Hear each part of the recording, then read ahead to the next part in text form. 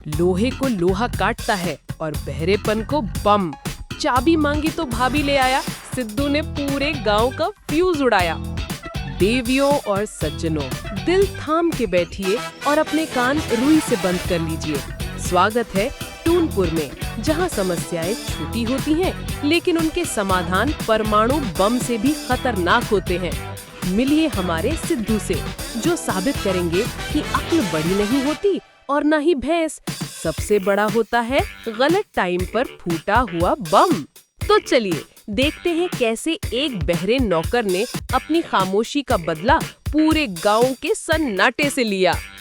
शाम का समय, भोला राम जी अपनी लाठी ठुक ठुक करते हुए और उनका नौकर सिद्धू सिर पर सब्जियों का टोकरा लादे बाजार से लौट रहे थे। तभी झाड़ियों के पीछे से गांव का सबसे बड़ा शैतान जग्गू निकला। जग्गू ने रास्ते के बीचों बीच एक ऐसा सुतली बम रखा था जिसे देखकर लग रहा था कि ये किसी शादी का बचा हुआ सबसे खतरनाक पटाखा है। भोला राम, अरे ये क्या आफत है? इससे पहले कि सिद्धू कुछ समझता, धड़ाम! धमाका इतना जोरदार था कि पास चल रही भैंस रंभाते हुए भागी और भोला राम की धोती की गांठ ढीली हो गई। सिद्धू के कान में ऐसी की आवाज गूंजी जैसे किसी ने पुराना रेडियो ट्यून कर दिया हो। भोला राम खांसते हुए, अरे ओ जग्गू, ये रास्ता है या तेरा बॉर्डर? तेरे बापू के पास चल, आज तेरी खाल उधड़वाता हूँ, तभी तेरी अक्ल ठिकाने आएगी।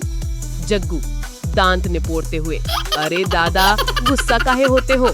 बम सड़क पर ना फोड़ूं तो क्या अपने घर में फोड़ूं? मेरा छप्पर उड़ गया तो क्या आप अपनी हवेली में पनाह दोगे? ये तो बस दिवाली रिहर्सल थी। भोला राम जुबान लड़ाता है, रुक तू। लेकिन जग्गू तो हिरन की तरह कुलांचे भरते हुए गायब हो गया। सिद्धू को लेकर भोला राम गांव के वैद्य जी के पास पहुँचे। सिद्धू के कान के पास वैद्य जी ने ताली बजाई, पर सिद्धू ऐसे बैठा रहा जैसे सत्संग में लीन हो। वैद्य जी, भोला राम जी, मामला गंभीर है। इसके कान के ढोलक की वॉसर हिल गई है। पर्दा तो ठीक है, लेकिन कनेक्शन टूट गया है। 2-3 दिन में अपने आप जुड़ जाएगा। तब तक इससे जो भी कहना हो इशारों में या होठ हिलाकर समझाना। ये तुम्हारे होठों को देखकर अंदाजा लगाएगा। यहीं से शुरू हुई टूनपुर की असली नौटंकी। घर पहुंचकर भोला राम खटिया पर पस्त होकर बैठ गए। उन्होंने सिद्धू की तरफ देखा और बड़े प्यार से होठ हिलाते हुए कहा, सिद्धू जा, थकान बहुत है, एक बढ़िया कड़क चाय बना ला। सिद्धू ने होठ देखे और मन ही मन सोचा, मालिक कह रहे हैं गाय खोल ला। सिद्धू ने आओ ना देखा ना ताओ, खूंटे से गाय खोल दी। गाय सीधे आंगन में रखे अनाज के ढेरों में घुस गई। भोला राम, अरे सत्यानाशी, मैंने अदरक वाली चाय मांगी थी, तूने गोबर वाली गाय खोल दी। अगले दिन भोला राम ने हिम्मत करके सिद्धू को सरपंच के घर भेजा। भोला राम, सिद्धू, सरपंच जी से बोलना कि पंचायत भवन की चाबी दे दें। सिद्धू सरपंच के घर पहुंचा। सरपंच जी चौपाल पर हुक्का गुड़गुड़ा रहे थे। सिद्धू, मालिक ने मंगाया है। सरपंच, क्या मंगाया है भाई? सिद्धू मन में, मालिक के होंठ कैसे हिले थे? हाँ, लग रहा था कह रहे हैं भाभी ले आ। सिद्धू ने जाकर सरपंच की घरवाली यानी भाभी जी का हाथ पकड़ लिया और बोला, चलो, मालिक ने मंगाया है, बहुत जरूरी काम है।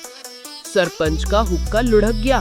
भाभी जी ने जो बचाओ बचाओ का राग छेड़ा तो पूरा मोहल्ला जमा हो गया। सरपंच, तेरी, तू मेरे जीते जी मेरी लुगाई को ले जाएगा।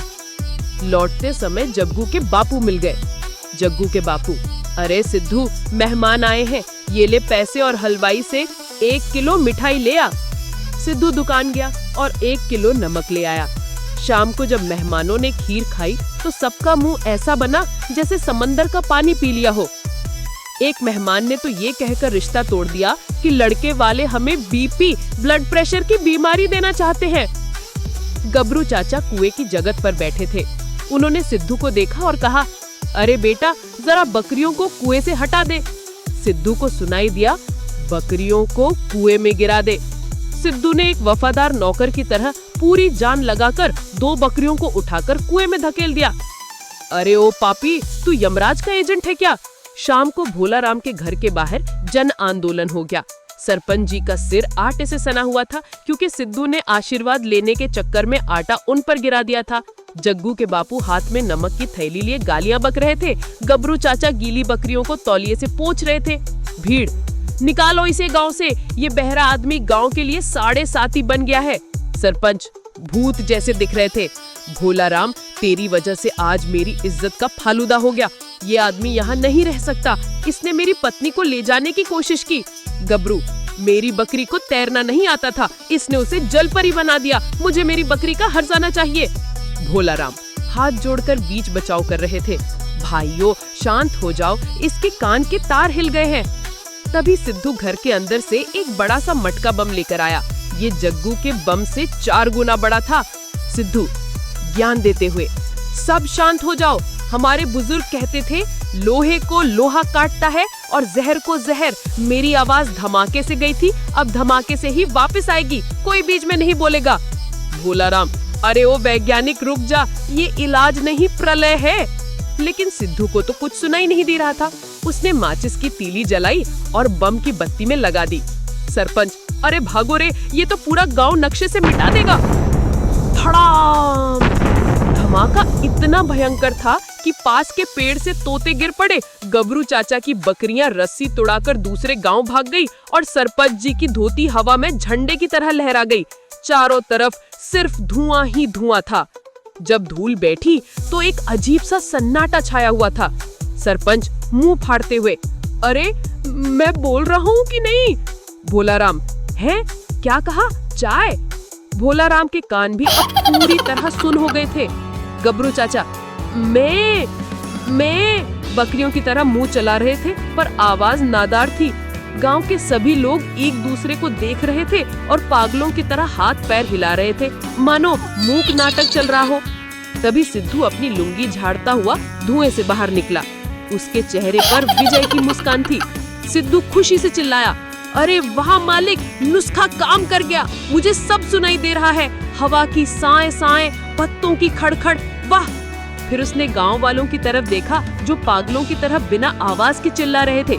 सिद्धू, अरे कमाल है, मेरे कान वापस आ गए, तो तुम लोगों ने मौन व्रत क्यों धारण कर लिया? अरे मुंह क्यों चला रहे हो पागलों की तरह? कुछ बोलो तो सही, लगता है खुशी के मारे सबकी बोलती बंद हो गई है। अंत, सिद्धू खुश होकर गुनगुना रहा था और पूरा गांव अपने अपने कान पकड़े एक दूसरे को इशारों में गालियां दे रहा था। सोफी किड्स की ये कहानी अगर पसंद आई हो तो भावनाओं को समझिए और लाइक करके शेयर कीजिए ताकि हमारी भावनाओं को बल मिले। चैनल पर नए हैं तो सब्सक्राइब तो बनता है, नहीं तो ये चैनल इंटरनेट के माया जाल में दोबारा देखना शायद ना मिले। मिलते हैं अगले वीडियो में, तब तक के लिए बाय बाय।